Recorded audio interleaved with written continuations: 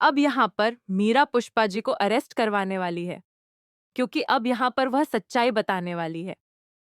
मीरा कहेगी कि आपको पता है कि आपकी माँ की इस हालत की जिम्मेदार कौन है। तभी यहाँ पर आर्यवर्धन कहता है नहीं, और अगर मुझे पता चल जाए तो मैं उस औरत को या उस आदमी को तुरंत अरेस्ट करवा दूंगा। तभी यहाँ पर मीरा कहती है कि मेरे पास इसके खिलाफ सबूत है। उस रात यहाँ पर यह गाड़ी किसने चलाई थी? तभी आर्यवर्धन पूछता है कि मुझे सबूत दो और मुझे बताओ कि यह किसने किया था।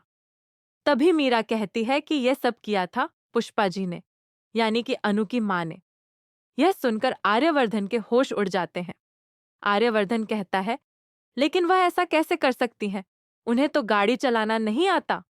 तभी मीरा कहती है कि हाँ, उन्हें गाड़ी चलाना नहीं आता और वह नई कार लेकर आई थीं सीखने के लिए। उन्होंने उस रास्ते पर गाड़ी चलाई थी जहां से आपकी माँ गुजर रही थी। इसी वजह से उन्होंने आपकी माँ को टक्कर मार दी और आपकी माँ की यह हालत हो गई। अब आर्यवर्धन के सामने जब यह सच्चाई आती है तो वह गुस्से में आ जाता है और कहता है कि चाहे जो भी हो, मेरी माँ को तकलीफ पहुंचाने वाले इंसान को मैं छोड़ूंगा नहीं। अब अनु की माँ को जेल जाना पड़ेगा। तभी यहाँ पर आर्यवर्धन पुलिस को लेकर पुष्पा जी के पास पहुंच जाता है और अनु भी वहां पहुंचती है। अनु कहती है, ये सब क्या हो रहा है? आर्यवर्धन कहता है, क्या हो रहा है? यह तुम्हारी माँ से पूछो। तुम्हारी माँ ने मेरी माँ की यह हालत की है। तुम्हारी माँ ने मेरी माँ को जान से मारने की कोशिश की है।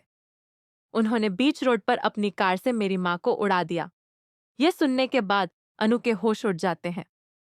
अनु कहती है, मेरी माँ तो अभी गाड़ी चलाना सीख ही रही है और उन्होंने कभी गाड़ी चलाई भी नहीं है।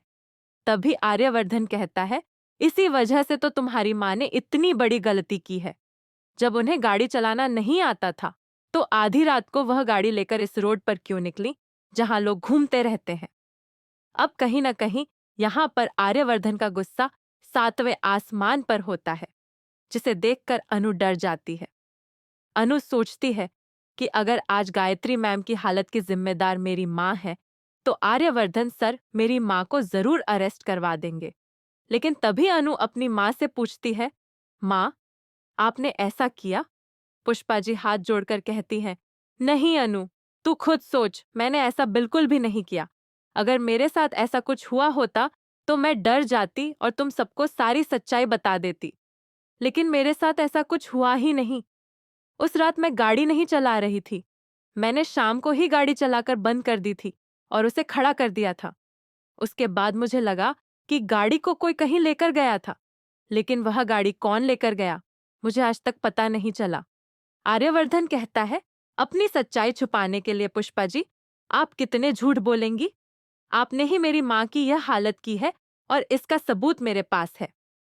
तभी अनु कहती है, सर, सबूत क्या है? तभी यहाँ पर मीरा रघु को लेकर आती है और रघु सामने आकर गवाही देता है। वह कहता है कि मैंने लोगों से पूछा और यहाँ पर जो लोग हैं उनसे भी पूछवाया। सब लोग यही कहते हैं कि पुष्पा जी गाड़ी चलाती रहती हैं और कल शाम को वह गाड़ी लेकर बाहर गई भी थी। यह सुनने के बाद आर्यवर्धन और अनु दोनों के होश उड़ जाते हैं। अनु सोचती है कि अगर आज मेरी माँ अरेस्ट हो गई तो मैं क्या करूंगी।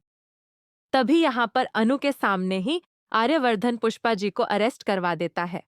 पुलिस वाले पुष्पा जी को हिरासत में ले लेते हैं और उन्हें अपने साथ ले जाते हैं। यह सब देखकर अनु को 440 वोल्ट का झटका लगता है। अनु सोचती है कि उसकी माँ को बिना किसी कसूर के आज अरेस्ट करवा दिया गया है। मीरा मैडम और रघु ने मिलकर यह सब किया है और इसके लिए वह कुछ न कुछ जरूर करेगी।